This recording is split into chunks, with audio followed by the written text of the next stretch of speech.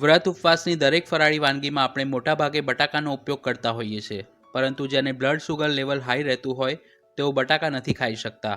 તો આજે આપણે બટાકાની વેફર જેવી જ ક્રિસ્પી અને ટેસ્ટી શક્કરિયાની વેફર બનાવતા શીખીશું. તો વિડીયોને સ્કીપ કર્યા વિના એન્ડ સુધી અવશ્ય જોજો. શક્કરિયાની વેફર બનાવવા માટે મેં 1 કિલો શક્કરિયાને પાણીથી ધોઈને લીધા છે, એટલે તેના ઉપર જે માટી લાગેલી હોય તે બધી નીકળી જાય. હવે ચપ્પા વડે તેની બંને બાજુના ડીટા કાઢી તેને પોટેટો પિલરની મદદથી છોલી લઈશું.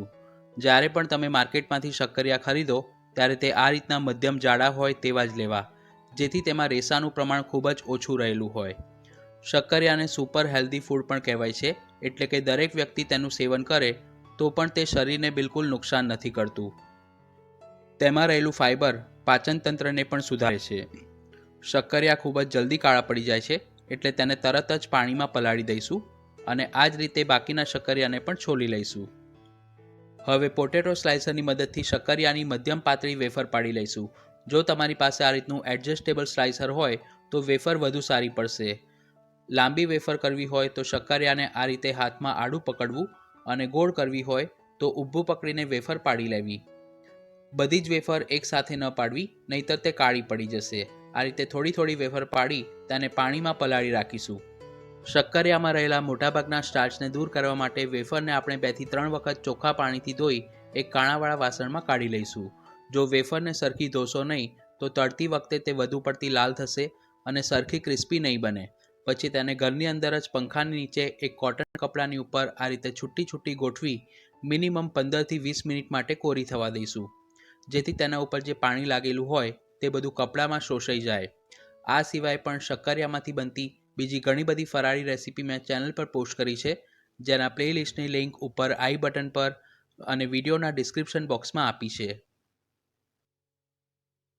વેફર કોરી પડે ત્યાં સુધી મિક્સિંગ બાઉલમાં 1 ચમચી સિંધવ મીઠું લઈ તેમાં 1/4 કપ એટલે કે 50 ml જેટલું પાણી ઉમેરી સિંધવ સરખું ઓગળે તે રીતે મિક્સ કરી લઈશું. જો તમે ફરાળમાં ખાવા માટે ન બનાવી રહ્યા હો તો સાદું મીઠું પણ લઈ શકો છો. અને મીઠા વિનાની મોળી વેફર બનાવી હોય તો આ પ્રોસેસ કરવાની જરૂર નથી રહેતી. વેફર તળવા માટે પોળી નોનસ્ટિક કડાઈમાં જરૂર મુજબ શીંગ તેલ લઈ તે મધ્યમ ગરમ થાય એટલે કડાઈમાં સમાય તેટલી વેફરમાં એક એક કરીને ઉમેરતા જવું.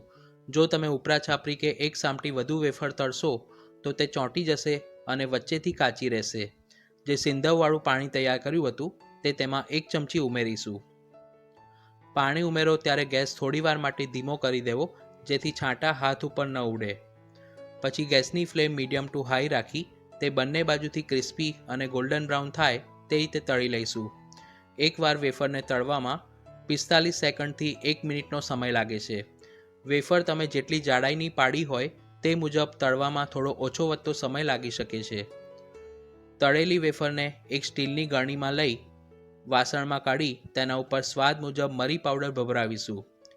જે લોકો વ્રત ઉપવાસમાં લાલ મરચું પાવડર લેતા હોય તેઓ લાલ મરચું પાવડર પણ ભભરાવી શકે છે.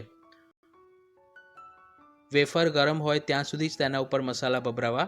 જો તે ઠંડી થઈ જશે અને પછી મસાલા એડ કરશો તો તે સરખા કોટ નહીં થાય. આ રીતે વારાફરતી થોડી થોડી વેફરને મધ્યમ ગરમ તેલમાં તળી લઈશું. જો તમે તેલ જરૂરિયાત કરતાં ઓછું ગરમ કર્યું હશે અથવા તો તળતી વખતે ગેસ ધીમો રાખશો તો વેફરમાં તેલ પેસી જશે અને તે ક્રિસ્પી નહીં બને. આ રીતે તમે લાલ બટાકાનો ઉપયોગ કરીને પણ વેફર બનાવી શકો છો. જો તેની રેસીપી જોવી હોય તો મને કમેન્ટ કરીને જરૂર જણાવજો. શક્કરિયામાં રહેલી કુદરતી મીઠાશના કારણે આ વેફર સ્વાદમાં કેળાની વેફર જેવી જ મીઠી બને છે.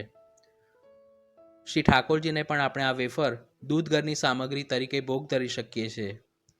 વેફર રૂમ ટેમ્પરેચર પર ઠંડી થાય પછી તેને એરટાઇટ કન્ટેનરમાં 15 થી 20 દિવસ સુધી સ્ટોર કરી શકાય છે.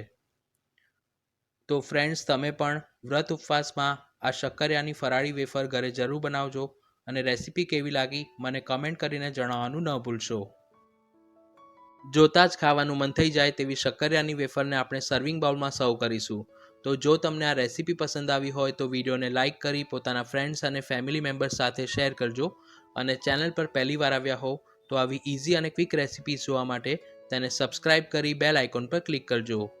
Thanks for watching this video.